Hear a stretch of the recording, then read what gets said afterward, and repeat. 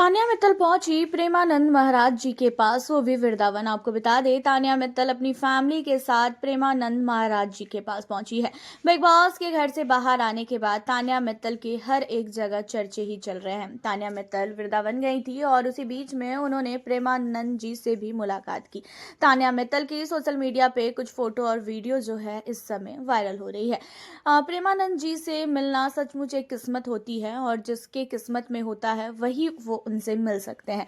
और तान्या मित्तल के किस्मत में था। तान्या ने सचमुच कुछ अच्छा काम किया है जिसकी वजह से तान्या मित्तल को इतना बड़ा जो है सौभाग्य प्राप्त हुआ।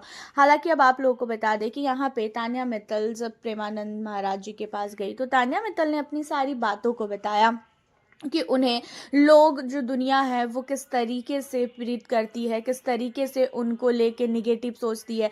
सबके मन में ये है कि मैं झूठी हूँ, मैं फेक हूँ, और मैं इससे पहले जिस भी रियलिटी शो में गई थी वहाँ से और भी ज़्यादा मेरी इमेज खराब की गई है। और इन सारी चीज़ों को सुनने के बाद प्रेमानंद जी का कहना ये है कि लोगों का काम है बोलना और उन्हें बोलने दो। तुम सिर्फ अपना काम करती रहो और तुम सिर्फ अपन भगवान का नाम जपती रहो। और हालांकि आपको भी पता है कि तान्या मित्तल भगवान का नाम कितना ज्यादा जपती है। दिन भर तान्या मित्तल के मुंह पे सिर्फ और सिर्फ भगवान का नाम ही रहता है।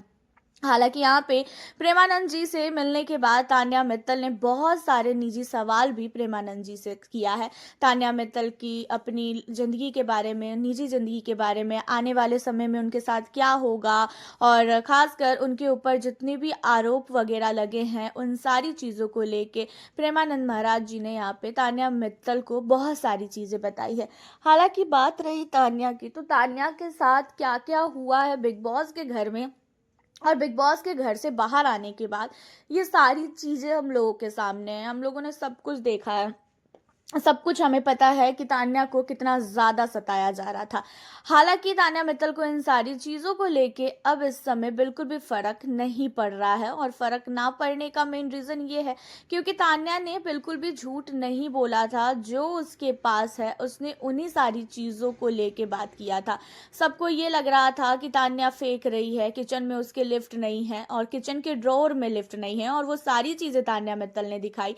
उसी के साथ उनकी कितनी बड़ी फैक्ट्री है, नहीं है, उन सारी चीज़ों को उन्होंने दिखाया। उनका भगवान के प्रति कितना ज़्यादा आस्था है, ये सब कुछ उन्होंने दिखाया।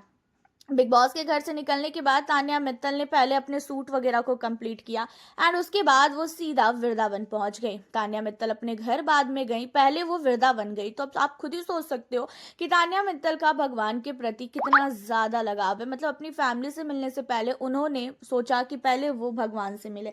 हालांकि यहाँ पे प्रेमानंद जी से उन्होंने मिलकर बहुत सारी बातें की है एंड आपको बता दें कि प्रेमानंद जी भी तान्या को लेके काफ़ी खुश हैं और तान्या को प्रेमानंद जी जानते हैं। सबसे बड़ी बात तो ये भाई, इस बार बिग बॉस 19 अगर सीजन पूरा सुपर डुपर हिट हुआ है ना, तो भाई तान्या मित्तल की वजह से हुआ है। और तान्या मित्तल अगर इस सीजन में ना होती ना, तो ये सीजन बहुत ही फीका फीका सा होता, बिल्कुल भी मज़ा नहीं आता। इन चीज़ों को हर एक व्यक्ति जो है एक्सेप्ट कर रहा है। हालांकि आप लोगों का तान्या मित्तल को लेके क्या कहना है? आपको क्या लगता है कि तान्या मित्तल जो है वो फेक है या तो फिर रियल है? जो ये पूजा पाठ कर रही हैं ये ढोंग है या तो फिर सचमुच रियल है? आप हमें अपनी राय कमेंट में ज़रूर बताइएगा। और उसी के साथ अगर आप लोग भी प्रेमानंद जी के भक्त हो तो ये भी हमें बताना। और ट्रेंडिंग डेली न्यूज़ से जुड़े रहने के लिए हमारे चैनल को आप ज़रूर से सब्सक्राइब कर लें। मिलती हूँ फिर आप लोगों से अब मैं नेक्स्ट वीडियो।